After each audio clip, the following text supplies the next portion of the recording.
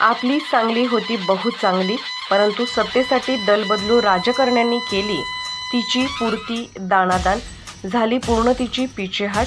आता गतवैभव मिळवून देण्यासाठी आणि सांगलीच्या विकासासाठी धावू द्या आपल्या हक्काच्या सुवर्णाताई गायकवाड। बस झालं आता विकासाचा पोरखेड। सांगली लोकसभा मतदारसंघातून अपक्ष धडाडीचे उमेदवार सुवर्णाताई गायकवाड यांना तेवसात आणू, सर्व मिळून विकासाची नवी पहाट। आपण पाहत आहात वंदे मातरम न्यूज। महाविकास आघाडीचे चंद्रहार पाटील आणि महायुतीचे मित्रपक्ष असलेल्या RPIचे जिल्हा कार्याध्यक्ष अशोक कांबळे यांची भेट। संजय काकांच्यावर उघड टीका करणाऱ्या अशोक कांबळे आणि चंद्रहार यांनी भेट न घेतल्यामुळे चर्चेला उधाण।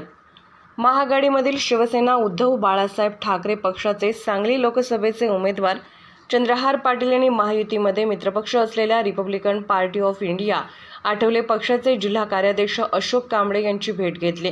काही दिवसांपूर्वी खासदार संजय काका पाटील यांच्यावर उघड टीका करणाऱ्या अशोक कांबळे यांची चंद्रहार यांनी भेट घेतल्यामुळे चर्चेला उधाण आले आहे। कुस्तीच्या मैदानात वेगवेगळे डाव टाकणाऱ्या डबल महाराष्ट्र केसरी चंद्रहार पाटील यांनी थेट महायुतीच्या मित्रपक्षांच्यातच भेटीगाठी सुरू केल्यामुळे आता त्यांनी नेमका कोणता राजकीय डाव टाकला आहे याकडे सर्वांचे लक्ष लागले आहे।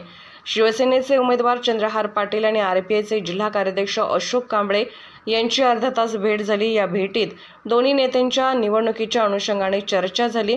यावेळी शिवसेनेचे जिल्हाप्रमुख संजय विभुते, शिवसेनेचे नेते सिद्धार्थ जाधव, RPIचे नितेश वाघमारे, RPIचे प्रभाकर नाईक, भीमराव बेंगलोरे यांच्यासहित शिवसेना आणि RPIचे पदाधिकारी उपस्थित होते। खरखर आदरणीय अध्यक्षांचं मी मनापासून आभार मानेन, कारण एवढं मोठं धाडस करून त्यांनी आज आम्हाला एक वैयक्तिक माझ्यावर प्रेम म्हणून जाहीर पाठिंबा त्यांनी व्यक्त केला, पाठिंबा दिलेला आहे। येणाऱ्या काळामध्ये त्यांना विश्वास आहे की आज शेतकऱ्याचा मुलगा आहे, क्रीडा क्षेत्रात काम केलेलं आहे, त्यामुळे येणाऱ्या युवकांचे प्रश्न असतील, क्रीडा क्षेत्राचे प्रश्न असतील, हे सर्व मार्गी लावणार हा एक विश्वास त्यांच्या मनामध्ये असल्यामुळे त्यांनी आज मला जाहीर पाठिंबा दिलेला आहे। खरोखर मी तुमच्या माध्यमातून त्यांचे आणि त्यांच्या सर्व कार्यकर्त्यांचे आभार मानतो। अशाच ताज्या घडामोडी आणि बातमीसाठी वंदे मातरम न्यूज चॅनलला लाईक करा, शेअर करा आणि सबस्क्राईब करा।